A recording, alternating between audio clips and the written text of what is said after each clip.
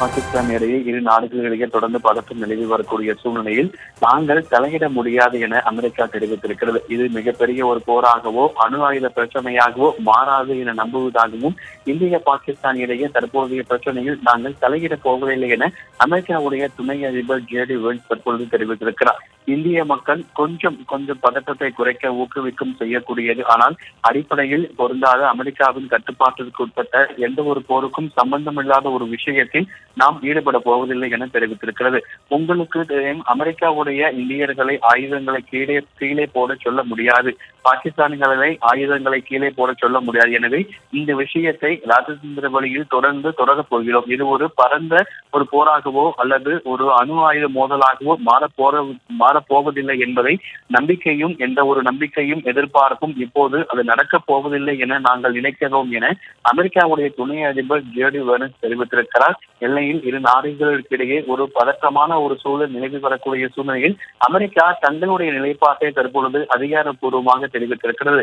இந்த விவகாரத்தை பொறுத்தவரைக்கும் நாங்கள் தலையிடப் போவதில்லை எனவும் அதிகாரப்பூர்வமாக அமெரிக்கா தரப்பு தெரிவித்திருக்கிறது. என ஏற்கனவே இந்த பங்களாதேஷ் தாக்குதலுக்கு பிறகாக அமெரிக்கா தான் தன்னுடைய முதல் நிலைப்பாட்டை தெரிவித்து இந்தியா மேற்கொள்ளக்கூடிய நடவடிக்கைகளுக்கு துணை நிற்போம் என அமெரிக்கா தெரிவித்திருந்தது.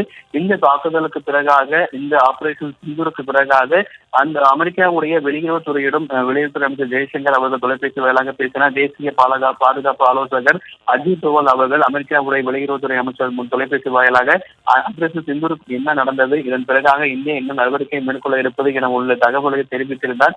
இந்த நிலையில் இரு நாடுகளுக்கிடையே ஆபரேஷன் சிந்தூருக்கு பிறகாக இந்தியா பாகிஸ்தான் இடையே ஒரு பதற்றமான ஒரு சூழல் நிலவி வரக்கூடிய சூழ்நிலையில் இந்த விஷயத்தில் நாங்கள் தலையிடப் போவதில்லை என அமெரிக்கா தற்போது தெரிவித்திருக்கிறது. குறிப்பாக இரு நாடுகளையும் ஆயுதங்களை கீழே போட சொல்ல முடியாது எனவும் தற்பொழுது இந்த ஒரு போர் அணு ஆயுத மோதலாகவோ மாறாது என்கின்ற நம்பிக்கையும் எதிர்பார்ப்பும் தங்களுக்கு இருப்பதாகவும் அமெரிக்கா தெரிவித்திருக்கிறது.